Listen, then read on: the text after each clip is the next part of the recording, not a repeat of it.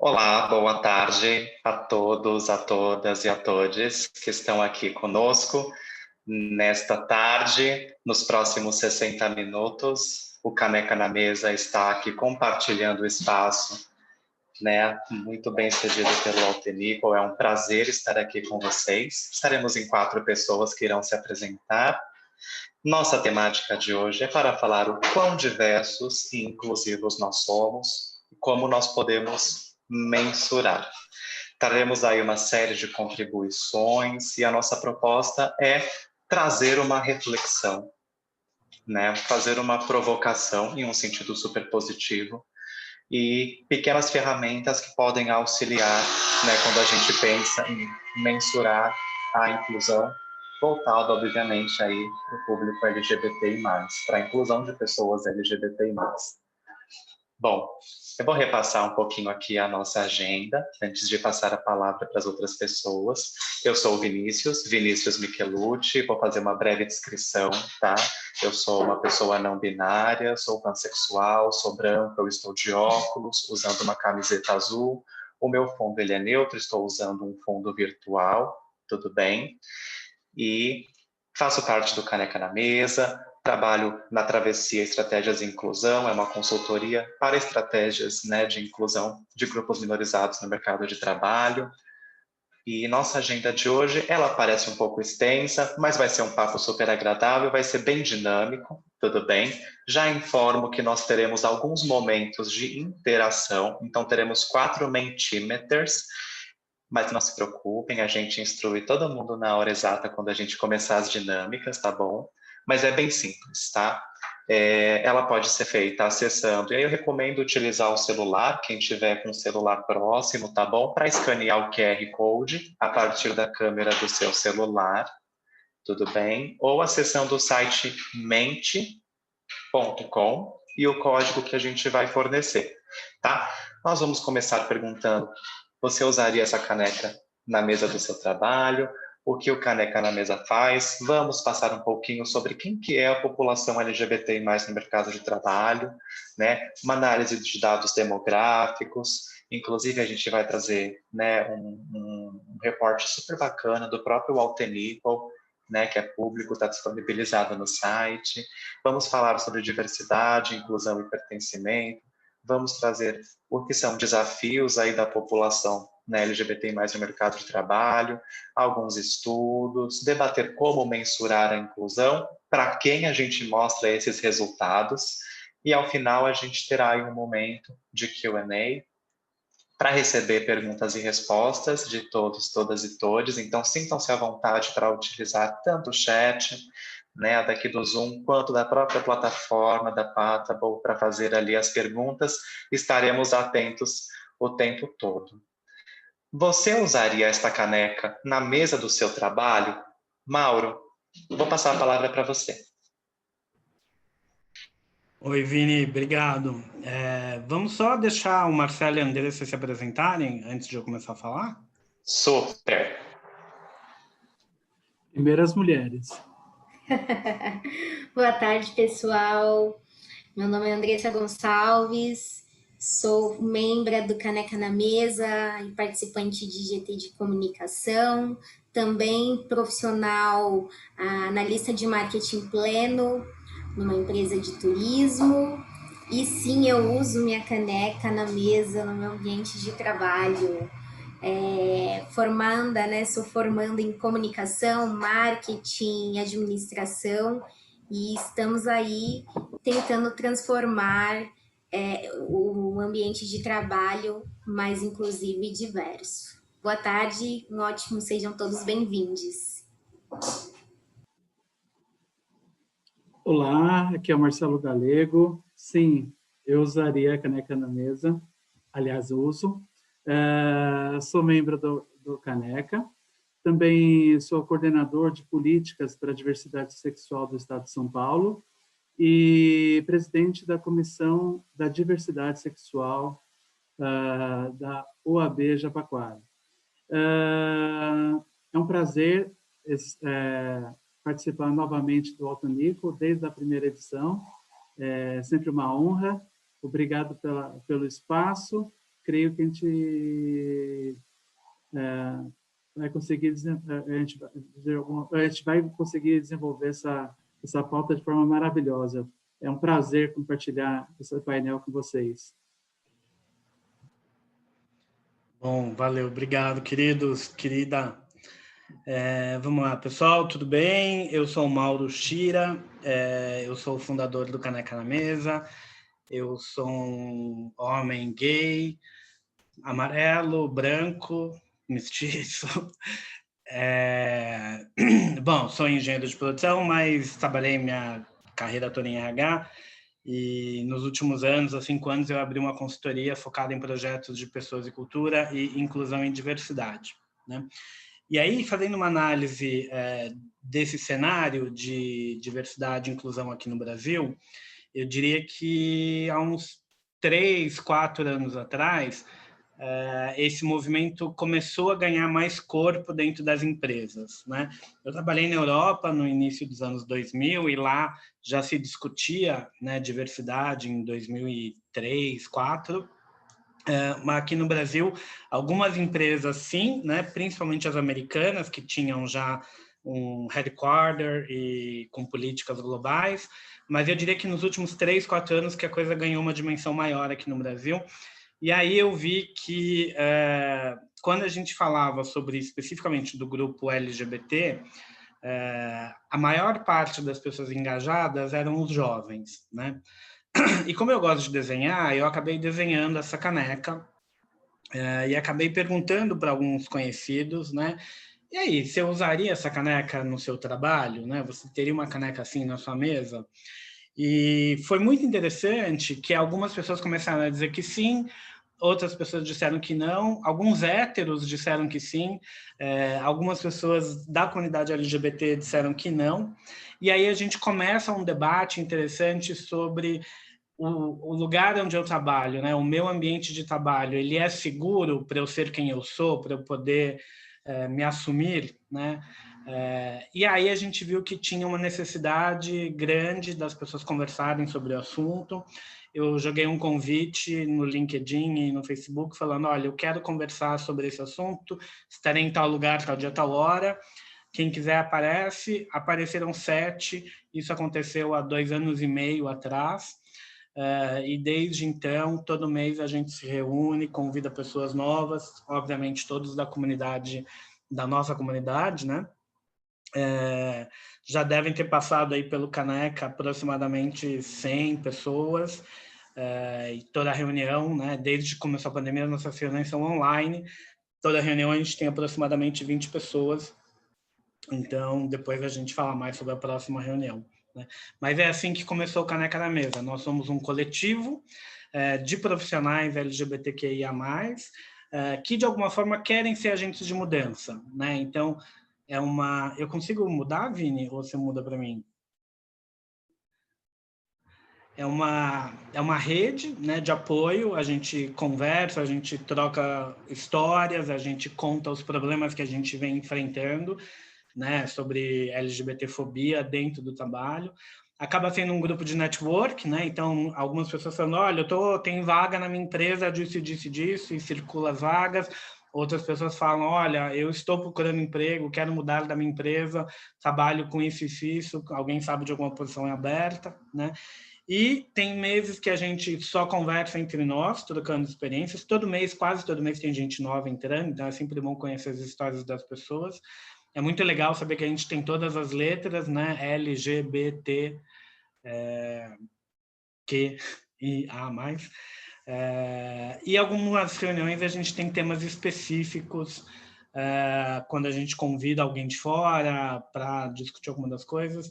Uma das reuniões que mais me marcou foi quando a gente discutiu se o tema era sair ou não sair do armário no processo de seleção.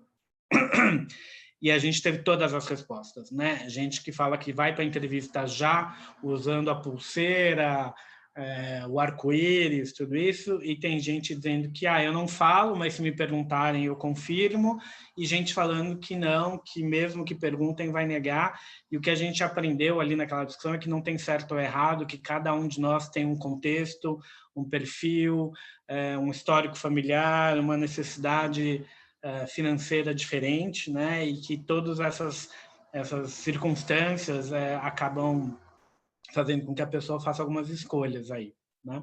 Mas todo mês a gente tem reuniões diferentes, já discutimos a interseccionalidade de raças com LGBT, de PCDs com LGBTs e outras coisas mais. Então, super legal, acho que já falei muito, vamos para frente, que a gente tem um tema bem interessante, que é discutir mensuração da nossa comunidade, né? E todos os impactos e as dificuldades disso. Perfeito, Mauro, muito obrigado. Eu entrei no Caneca já há pouco mais de um ano, né, uma rede que eu gosto bastante, fiz uma rede de contatos e de amigos muito grande lá, desenvolvi relações ótimas, então o Caneca na Mesa é um safe place, é um ambiente seguro, é um local seguro, né, para a gente compartilhar as nossas experiências como LGBTs dentro do mercado de trabalho.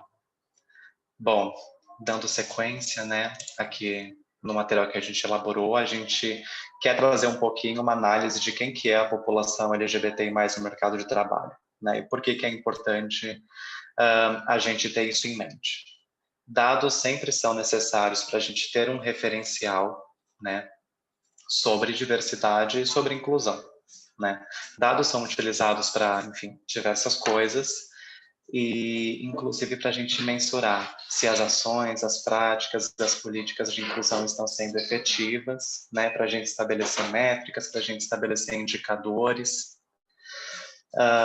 Uma própria pesquisa do Alt & Equal, né, disponível aí um reporte no site, uma pesquisa de 2019, um fact sheet, ele traz um panorama da situação da comunidade LGBTI+ nos Estados Unidos, mas quando a gente analisa esses dados, né, a gente pode perceber que eles são muito próximos e refletem muito a realidade também, né, da população LGBTI+ aqui do Brasil, em especial quando a gente analisa o último tópico que a gente trouxe, a taxa de desemprego entre pessoas trans, né? A gente sabe que a comunidade trans aqui no Brasil tem um desafio muito maior para adentrar no mercado de trabalho, então dentro da própria comunidade LGBTI+, né, dentro das próprias letrinhas do acrônimo, existem uma série de diferenças quando a gente pensa em ações e políticas de inclusão, né? E 46% dos profissionais não saíram do armário no trabalho, e 1 a cada 4 profissionais sofreram discriminação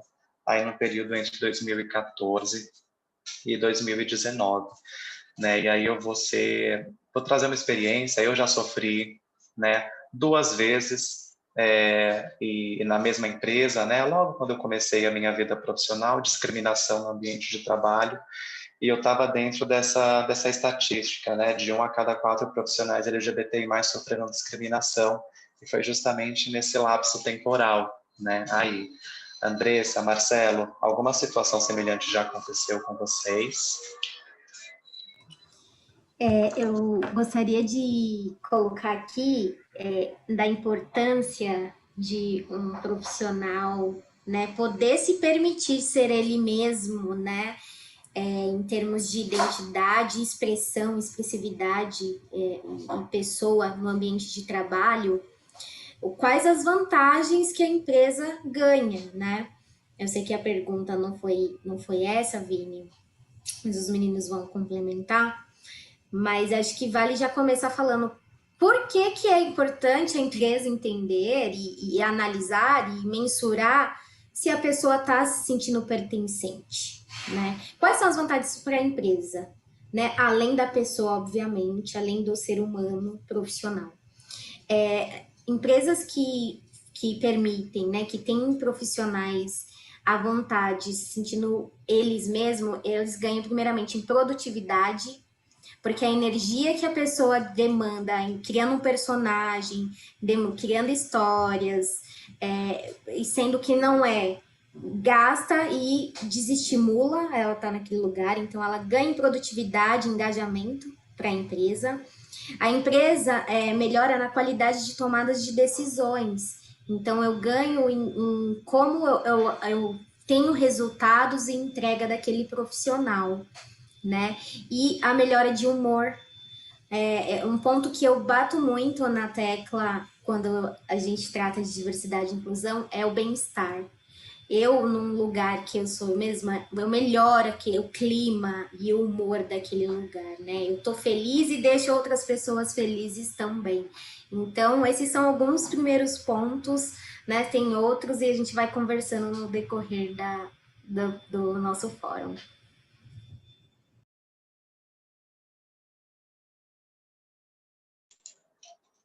Marcelo quer complementar, Mauro? Sim, veja só, mesmo na minha realidade, sou um homem cisgênero, gay, branco, né, com 20 anos de advocacia, mas lembro no começo da minha profissão, primeiro era a primeira régua, né, que eles colocavam, colocava até anúncio, faculdade de primeira linha. Então, eles deveriam definir o que era a faculdade de primeira linha. Quando eu fiz algumas entrevistas, eu nunca esqueço de uma entrevista que eu virei as costas, a pessoa falou assim, esse é frango, né? Mas eu sabia o que significava aquela expressão, né? Principalmente em Pernambuco, frango é gay, né? E uma outra situação, daí eu parti para abrir o meu próprio escritório, fui despachar uma petição com um juiz e o juiz falou assim que eu deveria falar com voz de homem. Daquele momento me deu uma revolta porque uma hierarquia entre juiz e advogado. Eu falei assim, mas quem eu devo imitar, né? Dizendo, se eu não tenho voz de homem, ele também não tem, porque ambos são homens. Então, mesmo fora do contexto de um ambiente corporativo, o preconceito existe em diversas profissões, inclusive na advocacia, que agora está abrindo para a diversidade. Durante muito tempo, foi um ambiente machista, foi um ambiente masculino, masculinizante e masculinizado. Então, de alguma forma, todos nós experimentou algum tipo de preconceito no mercado de trabalho. Uma história muito rápida, Vini. A pior situação que eu já passei, aos poucos eu fui contando para os amigos, para os colegas que eu sou gay, e um dia eu contei para minha chefe, e a resposta dela foi, não conta isso para o diretor, né, que é o chefe dela. E era a pessoa que era um stakeholder importante, que podia tomar decisões sobre o futuro da minha carreira na empresa. E aí eu meio que tive que voltar para o armário, né, sem ter saído direito. Muito rapidamente eu voltei para dentro e fiquei dentro do armário por mais alguns anos, porque na época eu imagino que ela queria me proteger, mas eu não sabia exatamente quais eram as consequências se o diretor chegasse a saber que eu sou gay, né? Então essa foi uma experiência, foi a pior de todas que eu já passei. E pegando esse gancho da fala do Mauro, o que acontece muito no ambiente de trabalho que faz com que as pessoas reprimam a expor a sua orientação é as pessoas vincularem que a orientação dela, eu, por exemplo, eu sou uma mulher preta, lésbica, não monogâmica.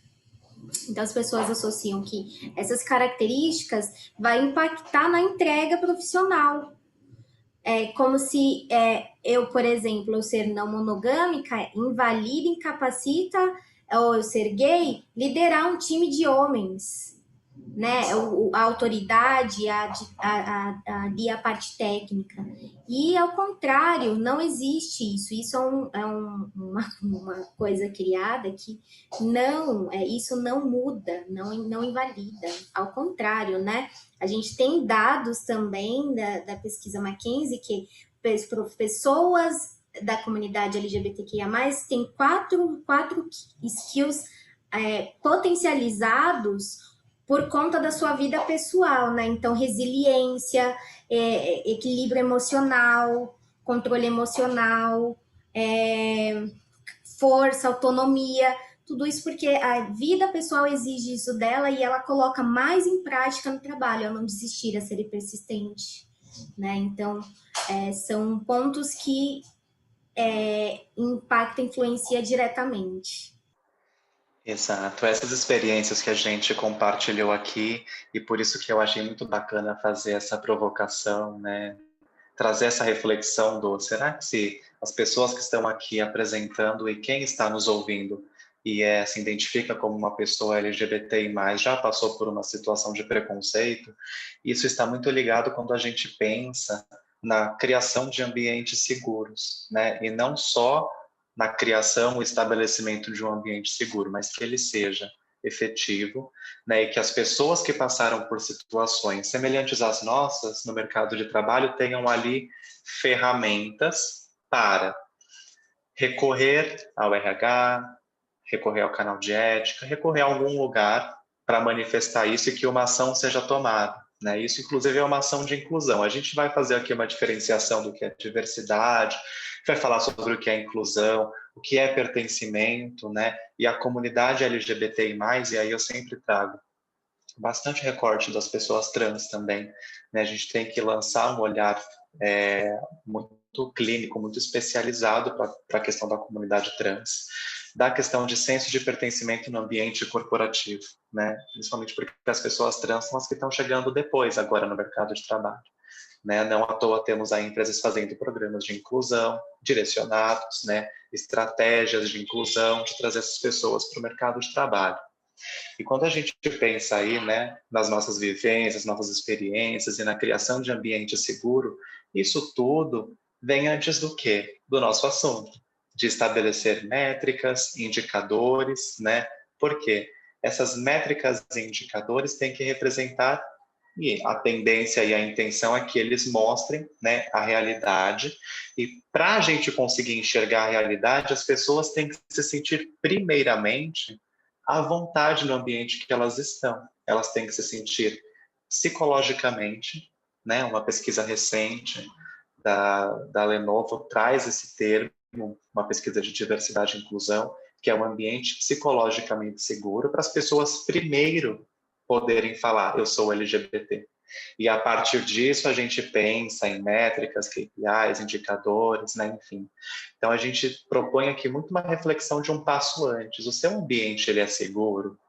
O seu ambiente é de zero tolerância, né?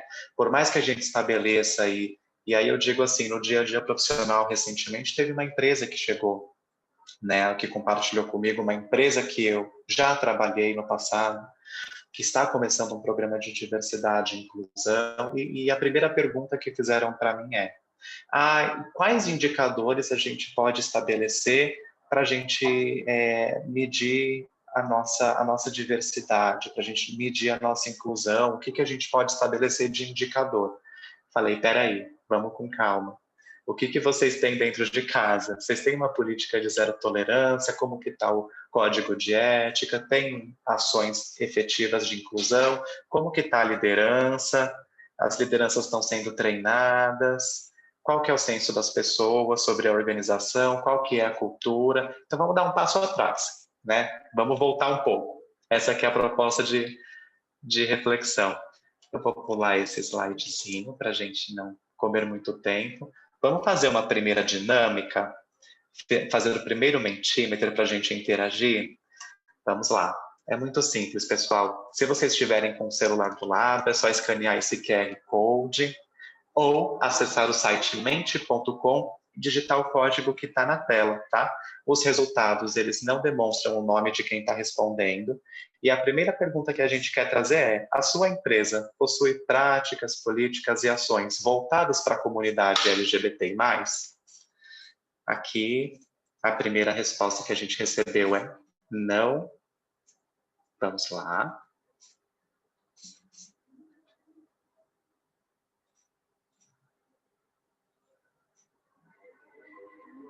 Olha, bacana. 11 pessoas interagiram com a gente. E as respostas estão, a maioria, pessoal, sim, a empresa possui políticas voltadas aí para a comunidade LGBTI+, porém temos algumas pessoas que compartilharam não. Isso é um termômetro, né, para a gente entender como que a sua organização, que está aqui assistindo a gente, já está caminhando, né, de um modo muito simples, uma pergunta muito objetiva, se possui alguma ação voltada para a comunidade. Vamos falar de diversidade, inclusão e pertencimento? Mauro, passo a bola. Acho que todo mundo que está aqui conhece, né, a famosa frase da Verna, que diversidade é convidar para a festa, inclusão é chamar para dançar, né? Essa frase viralizou aí alguns 2, 3 anos atrás. E aí eu não sei de quem que é o complemento, mas que eu achei muito legal, porque tem várias empresas que, né, além de diversidade e inclusão, estão se posicionando como diversidade, equidade e inclusão, e algumas outras empresas estão se posicionando como diversidade, inclusão e pertencimento, né? E alguém escreveu essa frase, que pertencimento é dançar como se ninguém estivesse olhando, né? Que eu acho muito legal, principalmente para a nossa comunidade, porque essa sensação de dançar do jeito que eu quiser, do jeito que eu sou, né, sem me importar se tem alguém me julgando ou não, eu acho que esse ponto, né, que o Vinícius está falando do lugar seguro, ele está muito relacionado à questão de sair ou não sair do armário, né? Então, eu gosto muito das empresas que têm como objetivo irem além da diversidade e inclusão, mas, de fato, criar, né, condições de equidade para acertar as desigualdades e também criar uma cultura onde todos possam se sentir pertencentes aí. Um ponto que eu gostaria de complementar sobre diversidade e inclusão e que vale muita atenção é a causa. Eu viso ter na empresa um lugar diverso, seguro, com equalidade, porque eu acredito que é necessário isso, né? É o fazer as práticas, as políticas, as ações pela causa, não porque é um diverse né? Publicidade, porque eu vou vender que a minha empresa, né, ela tem isso. Não, é pela causa. E é muito importante nós, como pessoas, mesmo físicas, ter a percepção se de fato isso é genuíno, é verdadeiro, ou se é totalmente estratégico para não ficar atrás, né? Então é um ponto bem de atenção que eu deixo aqui na reflexão no ar.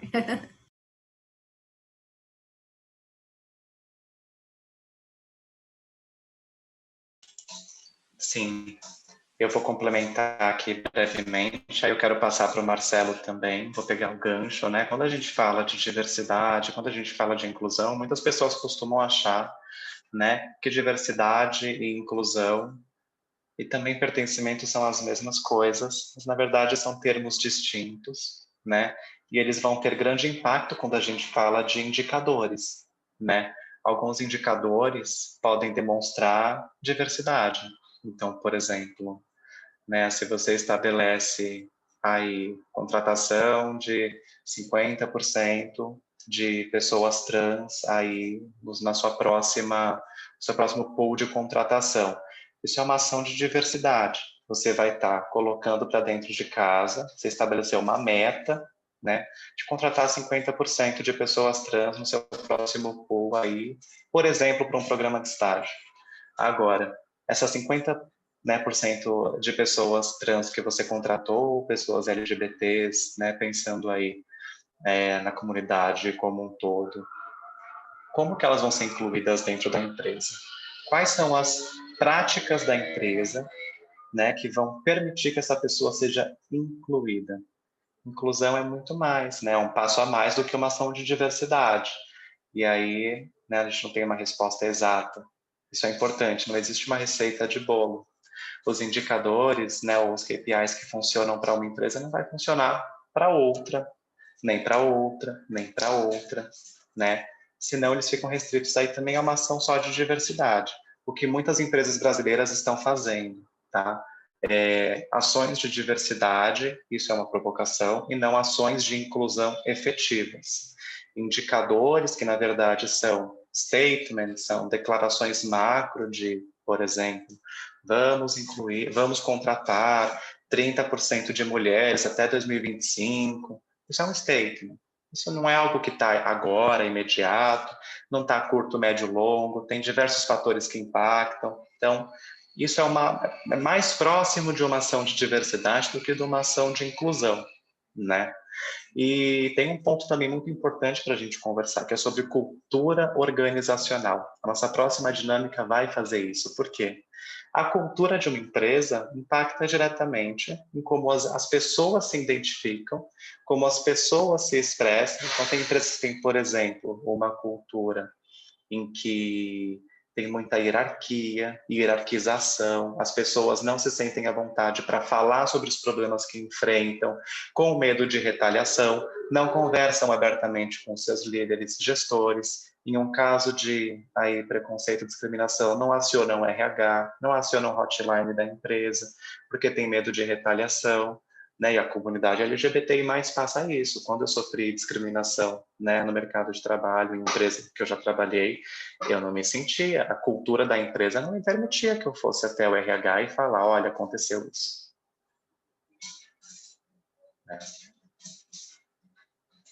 Marcelo. Só complementando, gostei muito da expressão receita do bolo, né?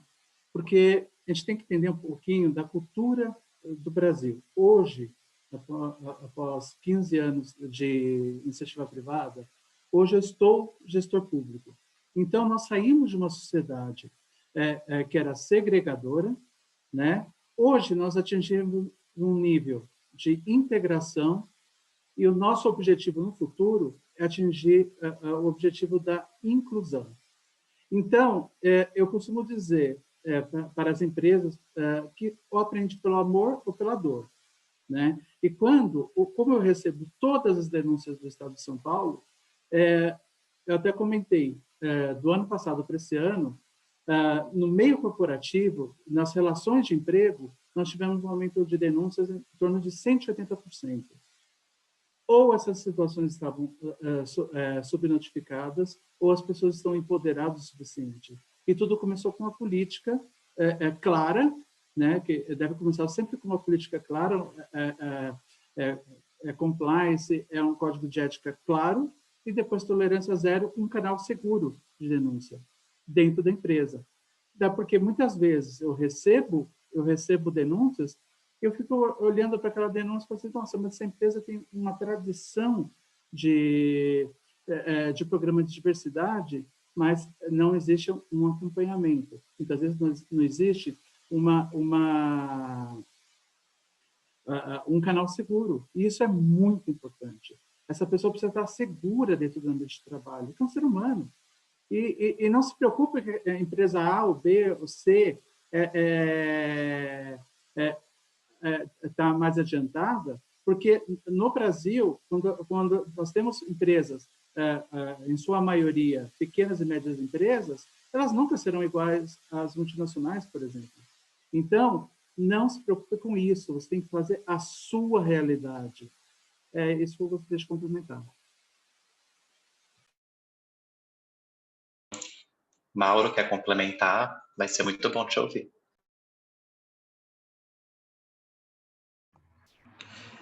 Eu queria reforçar um ponto que você citou brevemente, de que diversidade, inclusão e pertencimento são coisas diferentes, né? E quando a gente começa a falar de mensuração, eles têm indicadores diferentes, né? Existe a gente que vem acompanhando as empresas, a gente vê uma discussão forte do tipo se tem que ter a meta, né? A cota, o target ou não, né? E eu acho que a resposta, como você falou, não tem receita de bolo, depende da cultura e do momento de cada empresa. Agora, o indicador, ele não é necessariamente um target, né, um alvo. O indicador é uma forma de se mensurar, e eu acho que é importante mensurar, né? É mais fácil ter indicadores de diversidade, né? Agora, é mais complexo e mais sutil ter indicadores de inclusão e os indicadores de pertencimento, né? A gente vai falar aí nos próximos slides sobre a diferença desses indicadores e as diferentes formas de se captar essas informações. Então, só isso que eu queria colocar. Perfeito, obrigado pela contribuição. Vamos fazer uma segunda dinâmica super rapidinha, 2 minutinhos, pessoal. Vou colocar aqui na tela já o QR Code. É o mesmo site, mente.com, só muda o código, né? E a nossa pergunta é, na sua opinião, a sua empresa possui uma cultura que permite a livre expressão da diversidade sexual e de gênero? O que vocês acham? Compartilhem aí conosco. Tem algumas pessoas respondendo não, algumas não sei, outras sim, né? Outras comentando parcialmente, a maioria comentou parcialmente, tá aí par a par entre si, a empresa possui uma cultura, né, que permite a livre expressão, mas a maioria está compartilhando conosco que parcialmente, né? Isso é uma coisa que a gente pode até trazer brevemente para a discussão. É muito complicado quando a gente pensa em cultura organizacional. Tem diversos fatores que a gente tem que levar em consideração. E a inclusão LGBTI+, por exemplo, né? Aqui eu vou citar, incluir um homem cisgênero, gay e branco é muito mais fácil do que incluir, por exemplo, uma travesti no mercado de trabalho. Porque a mudança do ambiente é totalmente diferente. Uma questão que pega sempre, né? E aí é banheiro. Por exemplo, eu, como, né, uma pessoa, antes me identificava como um homem gay, eu já passei por algumas situações de banheiro, mas de modo algum comparada ao que uma pessoa trans passa, por exemplo, como a gente vê em notícias, com colegas, com pessoas dentro do Caneca, com a nossa vivência. Então, as práticas que a gente vai fazer para pessoas da comunidade, para os recortes mesmo, não é igual para todo mundo. A cultura da empresa, às vezes, está até que ok, vamos incluir ali o homem, gay, branco, cisgênero. Mas e para fazer a inclusão aí de uma pessoa trans? O que a gente faz? Uma pesquisa mostrou o seguinte, né? Bom, e Andressa? Só complementando, Vini, é interessante que no primeiro quiz, muitas pessoas já têm a política de diversidade e inclusão. E aí, quando a gente vem para a cultura, né? Eu trabalho no marketing, trabalho em endomarketing, né? A gente fomenta ações da cultura, o que é a empresa, a causa dela, o propósito, os pilares. Quando esses pilares e a causa da empresa não estão em sintonia com a política de diversidade e inclusão que a própria empresa quer executar e praticar, dá esse choque. E dá esse choque em quem? Nas pessoas que estão nesse ambiente. Porque você faz ações desincronizadas, né? Descasadas no mesmo lugar. Isso dificulta o entendimento, se a gente está falando do mesmo lugar, da mesma empresa, das mesmas coisas. E aí vem a importância dos indicadores. Porque não a gente vai entrar aí, os meninos passar mais para frente, não se trata só de indicadores para medir as ações que está atrelada à política. Se trata de entender se o ambiente, de modo geral, está existindo a sincronia de pertencimento, de bem-estar, né? É isso. Você observou, Andressa, um ponto muito importante. Muitas pessoas lá no começo responderam, sim, a nossa empresa que tem políticas práticas, e agora a cultura da empresa? Aí já mudou um pouco, se a gente for comparar, a maioria tinha falado assim, ó, aqui a gente tem política, né? Não basta apenas ter uma política, ter práticas, elas têm que ser efetivas. E aí que é o que a gente trouxe, é uma ação de diversidade ou é uma ação de inclusão? Porque tem diferença, aí o Mauro salientou muito bem, a gente vai falar disso agora. Quando a gente pensa em indicadores para diversidade, indicadores para inclusão, tem total diferença, né, Mauro?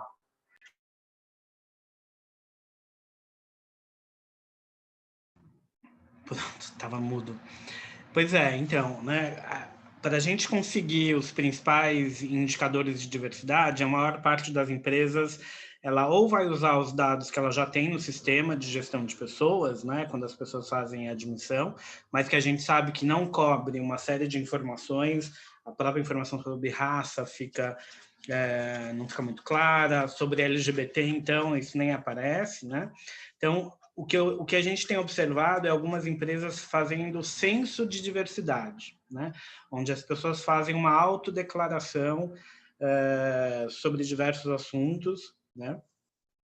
E mesmo assim, os censos que eu já vi, eles acabam até entendendo a questão da orientação sexual, né? Perguntar, você é gay, lésbica, hétero, homo, mas eles não abrangem toda a complexidade da discussão de gênero, né? Quando a gente começa a falar de identidade de gênero, de expressão de gênero, então nem todo o censo tem perguntas ou espaço para as pessoas se definirem como não binários, por exemplo, né? Mas, de uma certa forma, o censo ele cobre aí as principais áreas da questão da diversidade. A questão da inclusão, ela é muito mais sutil, né? E aí eu vou pedir para a Andressa falar um pouco de como é que a gente faz para mensurar, como é que a gente faz para medir a questão de se as pessoas se sentem incluídas. Eu acho que tem indicadores que são quantitativos, né? E tem indicadores que são mais qualitativos, e aí eu vou pedir para a Andressa falar. E só antes disso, Andressa, o Marcelo também tem um comentário interessante para falar sobre a rastreabilidade da população trans. Então, passo a bola para a Andressa e depois para o Marcelo. Ótimo. O exemplo aqui que eu vou dar de mensurar a inclusão é muito na prática. Como eu falei anteriormente, a gente não mensura de forma isolada. E rodei no censo, eu vou ter um diagnóstico, né, as dores daquele ambiente, e vou traçar um plano de ação, né, para o objetivo da política da empresa, da causa que ela quer fomentar. Ou mulheres, equidade de mulheres, enfim. E o inclusão é isso acontecer de forma natural e respeitosa nos ambientes. Então, vou dar um exemplo aqui.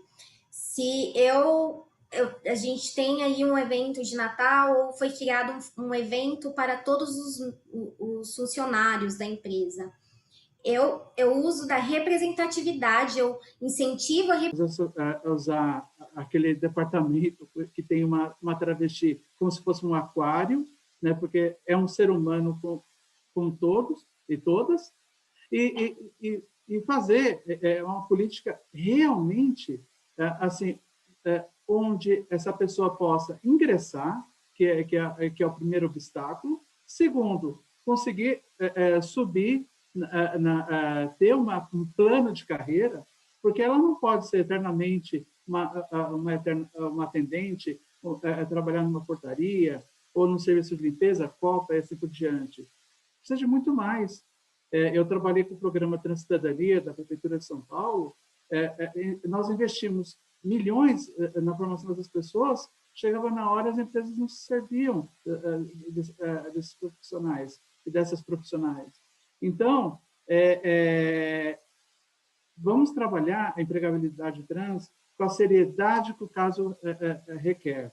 Por quê? Essas pessoas precisam ser bem acolhidas, porque já sofreram exclusão no ambiente familiar, já sofreram exclusão no ambiente escolar e também no ambiente corporativo.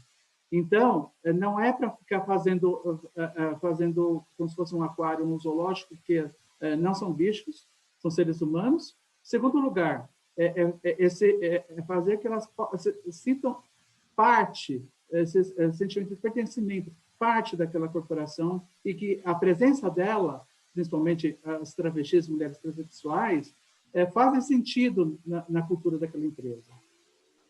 Super. Eu vou trazer um pensamento assim muito rápido sobre isso que está na nossa tela agora, que é para que mensurar. Por que a gente mensura diversidade? Aí eu vou compartilhar assim, de um modo muito breve a minha percepção. A gente mensura diversidade para a gente entender o público que a gente tem dentro da nossa empresa. A partir disso, quando a gente mensura a diversidade, a gente tem que começar a desenvolver aí práticas de inclusão.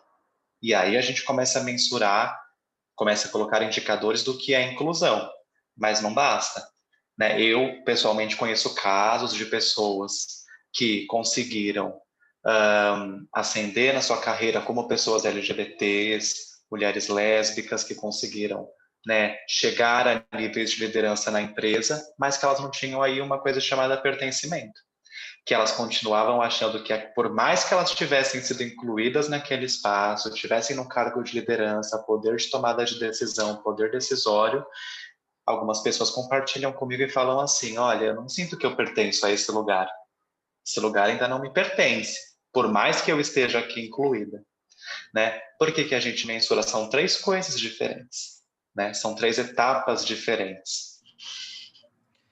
Posso complementar, Vini? Super.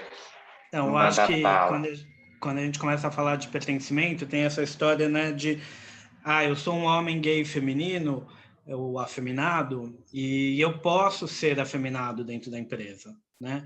Eu não preciso fingir que eu sou um homem gay masculinizado, assim, com comportamentos de homem cis, né?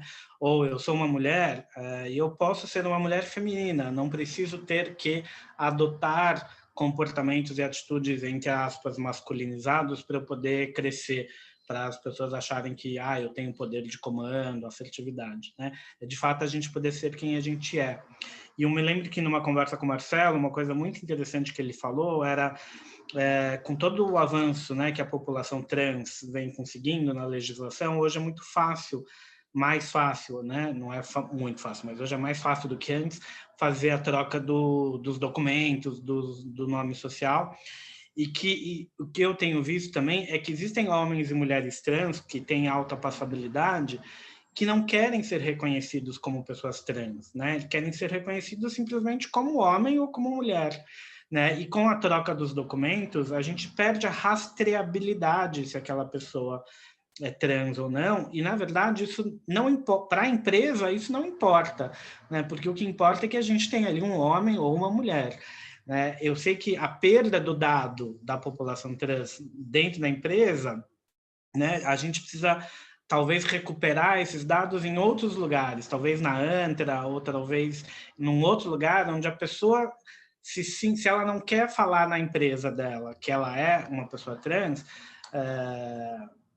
ok, mas talvez esse dado tenha que ser registrado em algum outro fórum onde ela se sinta segura, por exemplo, na ANTRA, né? Mas essa é uma discussão longa aqui, a gente não queria aprofundar porque a gente está com o tempo meio contado, né? E para quem mostrar o resultado, eu vejo muitas pessoas da área de diversidade e inclusão muito preocupadas em colher os dados, em contrata ou não contrata o censo, faz a pesquisa ou não faz caseiro, compra do mercado, não. Mas eu tenho visto que poucas discussões, tipo, ok, uma vez que eu tenho esses dados, o que eu faço com esses dados, né? Para quem que eu vou mostrar e com que objetivo que eu vou mostrar, né? Então, como que eu realmente levo isso para a alta liderança, que é o time que tem o poder de decisão dentro de uma organização? Como que eu levo esses dados e qual é a demanda que a gente quer, a partir dos dados, né, colocar para a alta liderança, né? Eu vejo 2 tipos de perfis, assim, existem diretores, vice-presidentes que compraram a causa da diversidade como um todo, do LGBT, então para esses não precisa de dado nenhum, né? A pessoa ela vai investir, vai colocar orçamento, vai apoiar as ações afirmativas. Porém, ainda existem pessoas, homens e mulheres, né, na alta liderança, que ainda são mais céticos, que ainda querem saber, mas para que a gente tem que falar disso? Por que eu vou investir dinheiro nisso? E aí que esses dados bem estruturados, né, com um objetivo, um call to action, né? Olha, a gente tem essa realidade na nossa empresa, essa realidade do mercado brasileiro, nós dessa empresa precisamos fazer isto, porque é isto que vai ajudar a nossa empresa a ser mais atraente, a conseguir trazer os melhores talentos e por aí fora. Então, eu queria estimular as pessoas a terem mais foco nessa discussão de para quem mostrar e como mostrar e o que pedir para a alta liderança, né? Não só ficar tão preocupado em ter o dado exato, né? Porque muitas vezes o dado qualitativo já é o suficiente para provocar uma mudança no engajamento, na sensibilização da alta liderança. Super, Legal, e sabe um Mauro. ponto? Pode falar, Andressa, pode complementar. Eu queria complementar o ponto do pertencimento, olhando 2 vieses que caem exatamente no ponto dos resultados aqui. Quando eu tenho profissionais, eu estruturo um ambiente de que as pessoas se sentem pertencentes, que tem essa sensação de pertencentes, e você tem 2 olhares.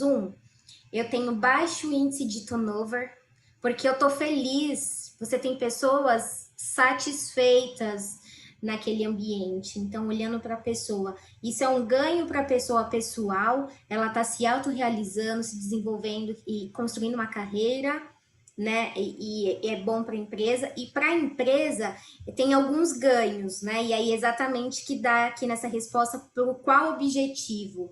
Primeiro ganho é o ganho de produtividade, por pessoas estarem felizes. Você amplia o seu negócio.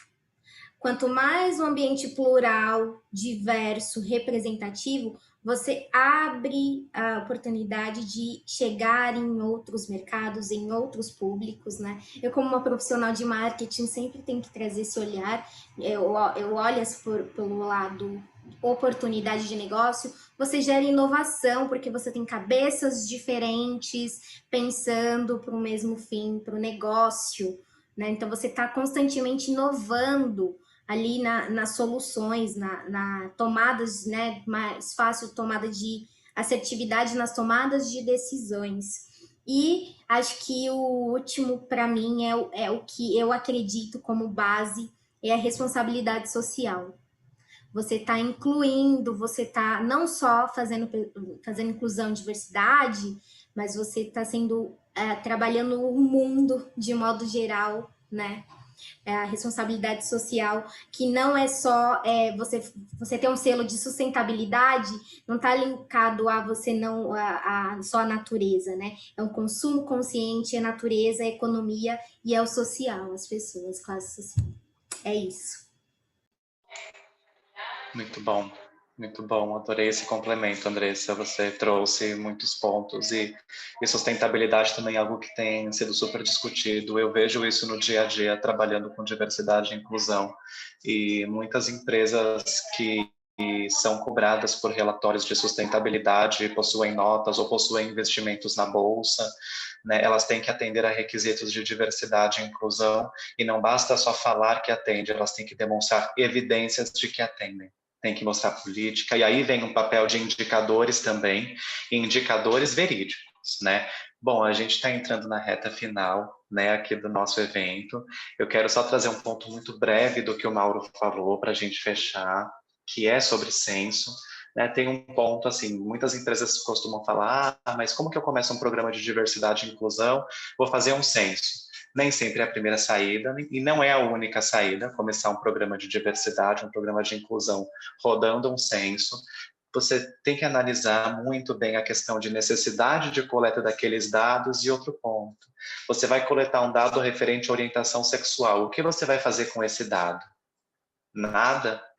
Não sei, né? Não adianta a gente coletar um dado se a gente não for tratar o problema que esse dado apontar, né? Então, entre perguntar e não perguntar, se você não vai resolver o problema, bom, fica aí uma reflexão, né?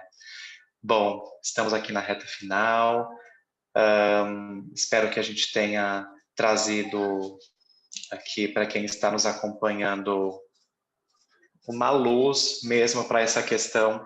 As empresas brasileiras estão caminhando ainda, né, na questão da diversidade e inclusão, aqui no meu dia a dia no trabalho, uma coisa que a gente sempre fala para as empresas que a gente faz reuniões, conversas, né, benchmarks e que trabalham conosco, sempre vem com o sentimento de nós estamos muito atrasados, nós não estamos fazendo nada, nós estamos atrasados, nós estamos parados, mas essa é uma realidade geral. Então a gente está no momento de fazer um call to action, começar de um modo leve e rumo à inclusão, né? Eu acho que a palavra-chave é inclusão. Diversidade, todos que estamos aqui já somos diversos, cada um tem, né, uma diversidade pessoal, uma diversidade cognitiva, uma experiência de vida diferente, cores de pele, gênero, enfim, uma série de características diversas. A gente tem que olhar muito para a inclusão. Vamos entrar aqui na reta final, perguntas e respostas.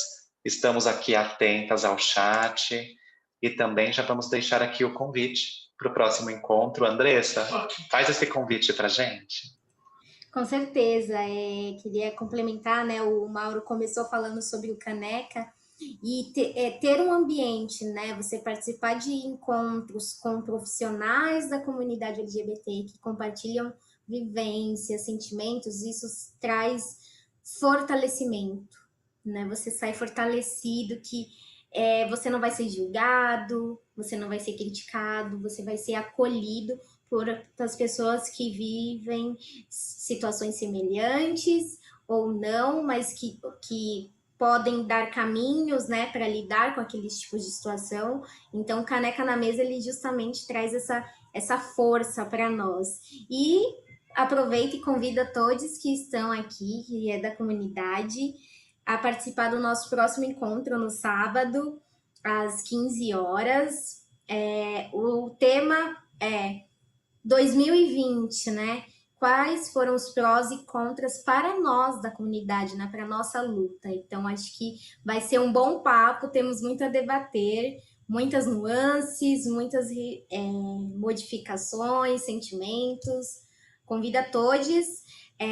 Temos redes sociais, estamos no LinkedIn, no Instagram e no Facebook, e aí a gente faz um convite via Forms para ser um ambiente realmente seguro e termos só pessoas da comunidade ali para compartilhar as vivências.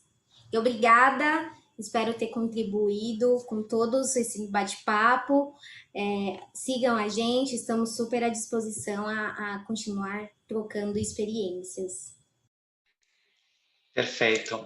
Eu deixei aqui no chat o e-mail do Caneca na Mesa, tá? Eu vou falar o e-mail, é canecanamesa@gmail.com. Nós estamos à disposição, né, por meio desse e-mail, para dúvidas, sugestões. Quem quiser integrar o grupo, quiser participar da próxima reunião, nós recebemos aqui algumas perguntas, tá bom? Eu vou ler rapidinho, eu sei que a gente estourou o tempo, vamos aí, né, ver essas perguntas. Eu vou ler aqui em voz alta para todos ouvirem, tá bom? A palestra foi excelente, muito obrigada, nós que agradecemos. Queria ver a visão de vocês sobre como podemos mensurar a efetividade dos grupos de afinidade, tá? Essa é a primeira pergunta e eu vou começar a responder, tá? Quando a gente pensa em grupos de afinidade, aqui não aparece o nome da pessoa que fez essa pergunta, desculpa. Espero que você esteja ainda na sala. Quando a gente pensa em grupos de afinidade e mensurar a efetividade, a gente tem que dar um passo um pouquinho atrás, e eu faço sempre esse pensamento. Esse grupo de afinidade, ele tem uma regra de funcionamento, ele tem frequência, as pessoas que estão ali nesse grupo de afinidade foram treinadas, estão preparadas, elas estão integradas com a diretoria da empresa, por exemplo, está junto com o comitê executivo. Antes da gente analisar a efetividade, a gente tem que analisar como esse grupo ele é constituído, porque isso vai impactar diretamente em como ele promove, como ele propõe ações, soluções, políticas ou práticas, né? Bom, muitas empresas que têm um grupo de afinidade ou um grupo de diversidade que não está atrelado ao comitê executivo da empresa e não consegue escalar as temáticas discutidas no grupo de afinidade a nível executivo, acaba calhando na praia, tá? Assim, 99,9% né, com base em experiência prática, esses grupos eles não conseguem promover ações efetivas. Por quê? O apoio de liderança é necessário, isso ser uma pauta do comitê executivo da empresa é necessário, porque é de onde saem as principais tomadas de decisão da empresa, da estratégia do negócio, de funcionamento, né? Enfim, budget também. Vou passar para quem quer falar. Resumidamente aqui, assim, é preciso criar metas. Se a empresa não vincular metas aos grupos de afinidade, você não consegue perceber isso. E complementando, assim, eu vejo muitas ações efetivas quando os grupos de afinidade trazem soluções interseccionais, né? Cross grupo de afinidade. Então, sei lá, treinamento de viés inconsciente ou capacitação de liderança para os líderes ser mais inclusivo, são ações que podem ser cross e interseccionais. Então, eu acho que tem um ganho de efetividade, mas também é importante que cada grupo de afinidade, que não é, na verdade, o meu nome preferido, ele consiga existir, porque é importante também ter um espaço seguro que discuta os assuntos específicos, né?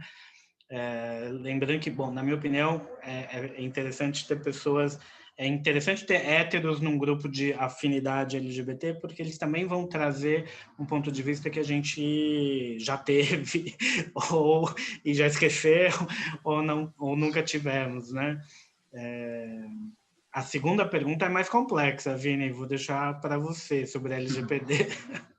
Tudo bem, eu vou ler aqui em voz alta. Eu e o Marcelo, inclusive, vou compartilhar aqui com vocês. Eu e o Marcelo, o Marcelo também, eu sou jurídico, o Marcelo também é jurídico, né? E a gente conversou aí esses dias sobre questões jurídicas da diversidade, da inclusão, crimes de injúria racial, LGBTfobia, proteção de dados também é uma coisa que a gente tem discutido muito. Então a pergunta é a seguinte, também não aparece aqui o nome da pessoa que perguntou, tá?